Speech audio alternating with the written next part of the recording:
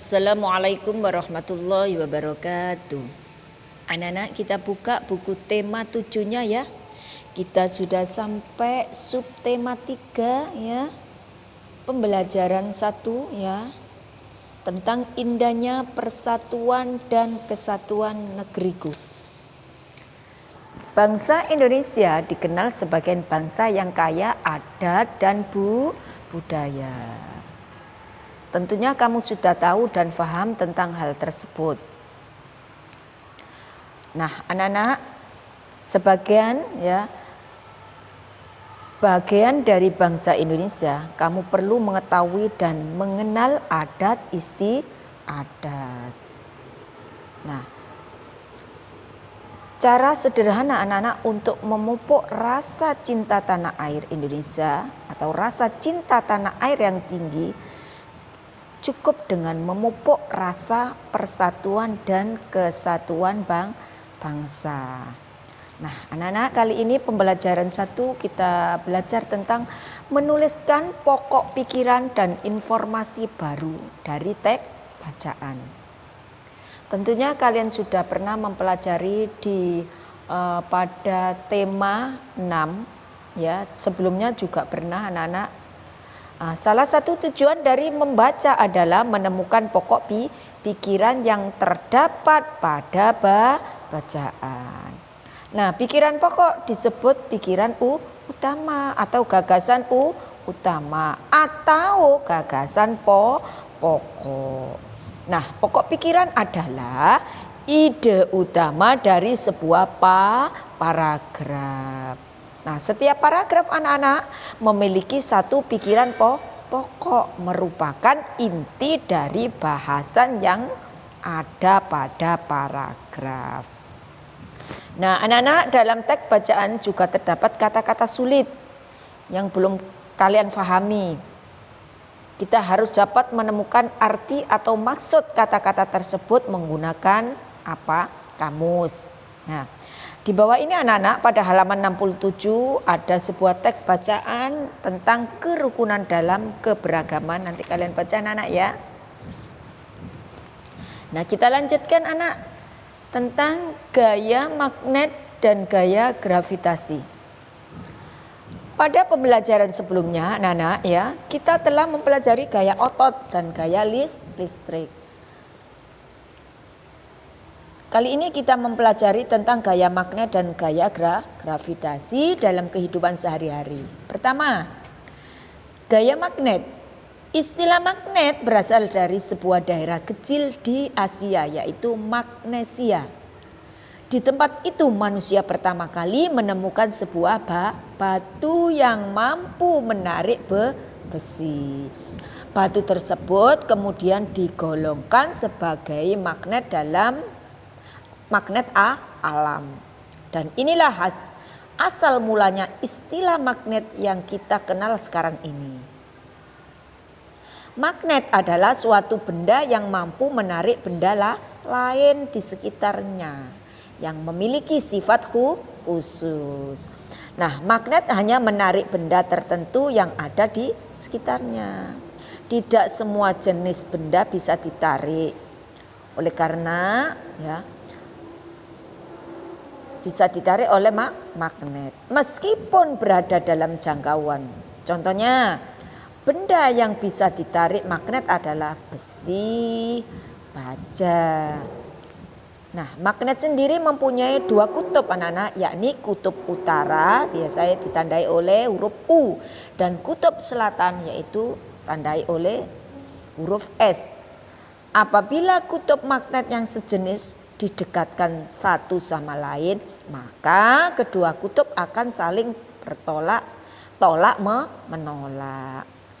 Sebaliknya anak-anak, kutub yang berlainan jika didekatkan akan saling tarik menarik. Di situ ada gambarnya anak-anak ya, kamu buka nanti halaman 68, kamu lihat itu. Gambar yang pertama, kutub magnet yang tak sejenis jika didekatkan akan tarik menarik.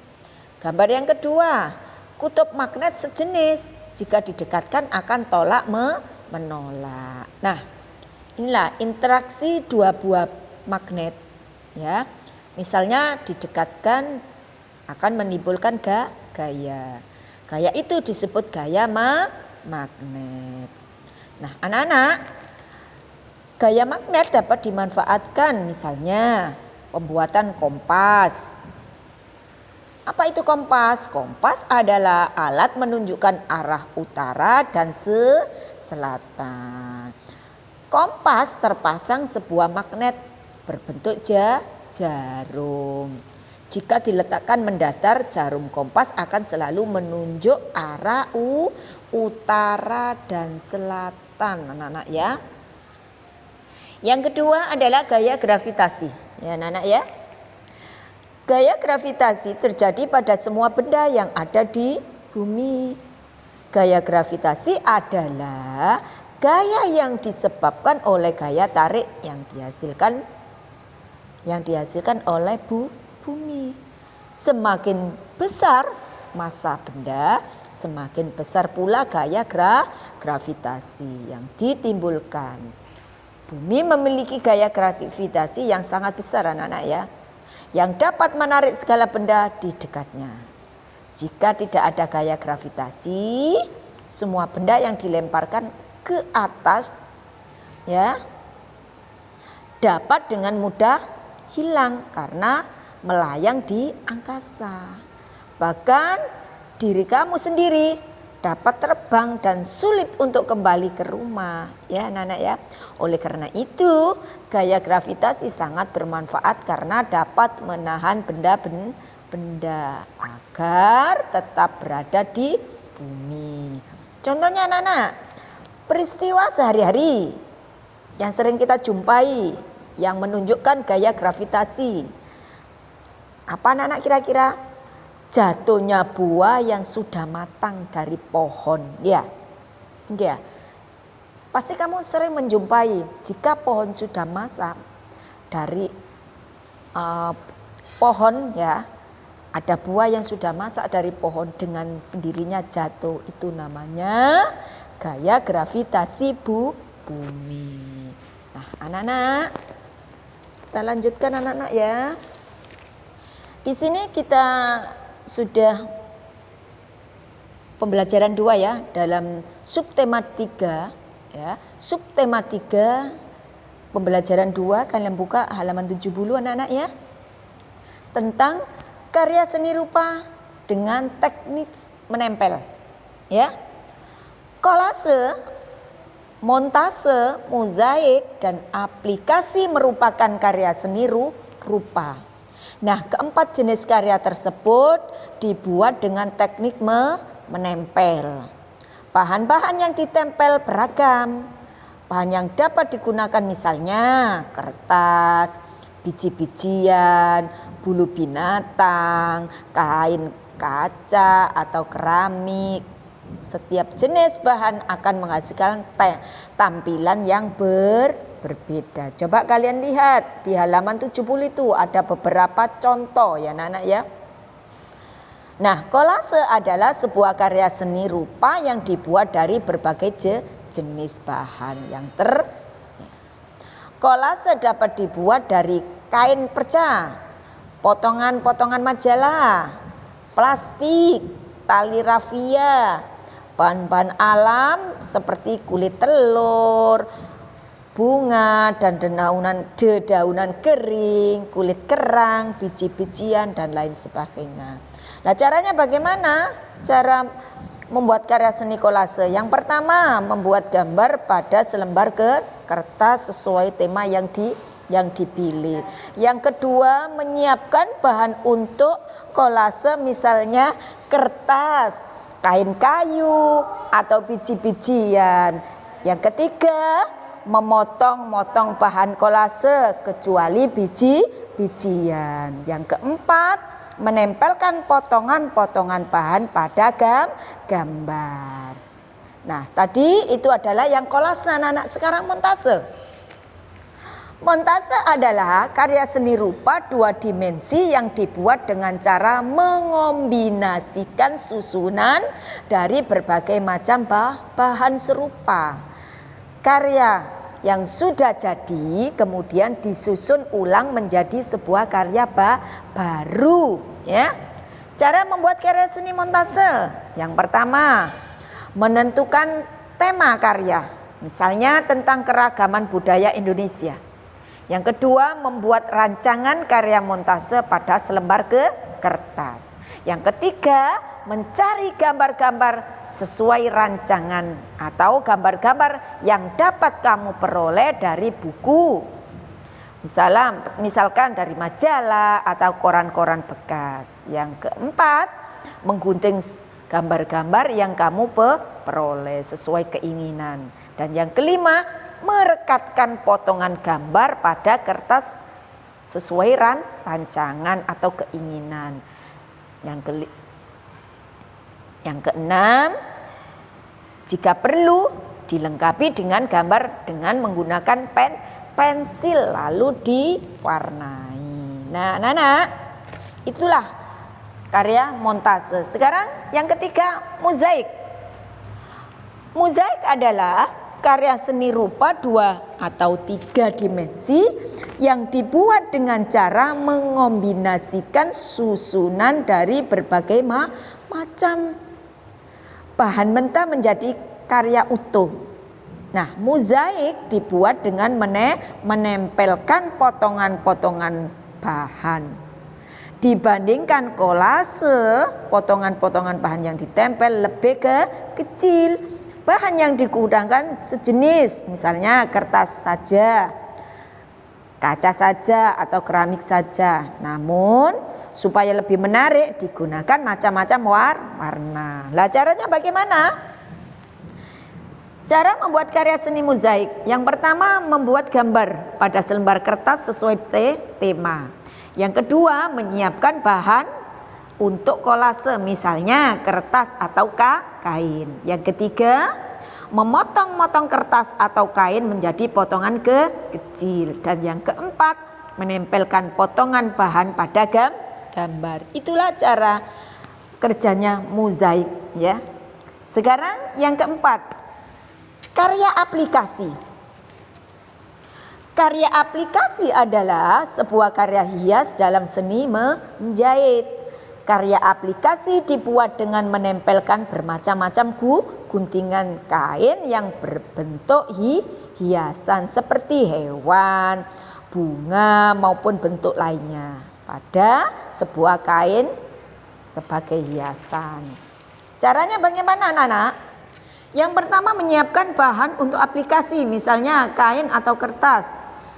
Kertas berwarna atau kertas bekas kalender supaya menarik, ya. Yang kedua, merancang gambar pada selembar kertas sesuai dengan tema. Yang ketiga, memotong kain atau kertas menjadi bentuk tertentu, misalnya berbentuk daun, berbentuk bunga, berbentuk binatang dan lain sebagainya. Dan yang keempat, menempelkan potongan-potongan tersebut pada benda yang akan dihias. Lalu ditempelkan menggunakan lem atau dengan menjahit. Jika aplikasi menggunakan kain. Nah, anak-anak, keempat itu adalah contoh-contoh dan cara kerja karya seni rupa. Yang pertama tadi kolase, montase, mozaik, karya aplikasi. Nah, anak-anak, kita lanjutkan ya, anak-anak ya. Dalam pembelajaran 2 ini kita lanjutkan, kita belajar tentang mozaik kapal dari 13.500 ikan petik, ya. Nanti kamu baca, anak-anak ya, di situ. Itu ada contohnya ya. Mozaik dari kapal dari 13.500 ikan petik, ya. Kita lanjutkan, anak-anak. Kita belajar tentang gaya gesek dalam kehidupan sehari-hari, ya. Nah, anak-anak, tahukah kalian apa itu gaya gesek? Gaya gesek terjadi ketika dua benda saling bersentuhan. Misalnya, saat kita mendorong lemari, permukaan bawah lemari akan bergeser, ya. Bergeser kan dengan apa? Bergeseran dengan lantai. Jika permukaan yang bergeseran halus, maka gaya gesek akan semakin kecil. Sebaiknya atau sebaliknya, semakin kasar permukaan yang bergeser, ya, maka gaya gesek akan semakin besar. Arah gaya gesek selalu berlawanan dengan arah gerak benda. Jadi, gaya gesek adalah hambatan yang terjadi ketika dua permukaan benda bersentuhan. Nah, anak-anak, pada kehidupan kita sehari-hari, adanya gaya gesek kadang-kadang menguntungkan, tetapi kadang-kadang merugikan.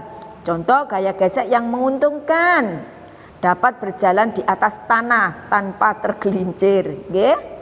Yang kedua, dapat memegang sesuatu. Yang ketiga, mobil atau sepeda motor dapat berhenti ketika direm. Yang keempat, tangga dapat dicondongkan tanpa tergelincir. Yang kelima, dapat menyalakan korek api. Yang keenam, alas sepatu, ya, diberi bantalan kecil atau dibuat berlarut agar tidak licin. Itu adalah gaya gesek yang menguntungkan. Nah, anak-anak, gaya gesek yang merugikan, contohnya gaya gesek dapat merusak permukaan benda yang bersentuhan. Yang kedua, gaya gesek dapat mengurangi tenaga yang dihasilkan. Yang ketiga, gaya gesek memerlukan gaya yang lebih besar. Yang keempat, gaya gesek pada kerekan atau katrol timba menyebabkan katrol sukar bergerak. Yang kelima, gaya gesek pada mesin membuat mesin cepat aus. Ya. Yang keenam, gaya gesek udara dengan mobil dapat memperlambat jalannya mobil. Itulah keenam itu contoh gaya gesek yang merugikan. Nah, anak-anak, pelajaran tema 3 pelajaran tema 7 subtema 3 pembelajaran 1 dan 2 saya cukupkan sampai di sini. Mudah-mudahan kalian semua memahaminya dan menjadikan ilmu yang bermanfaat sehingga kalian mudah dalam mengerjakan tugas-tugas kalian di LKS. Untuk itu saya akhiri. Wassalamualaikum warahmatullahi wabarakatuh.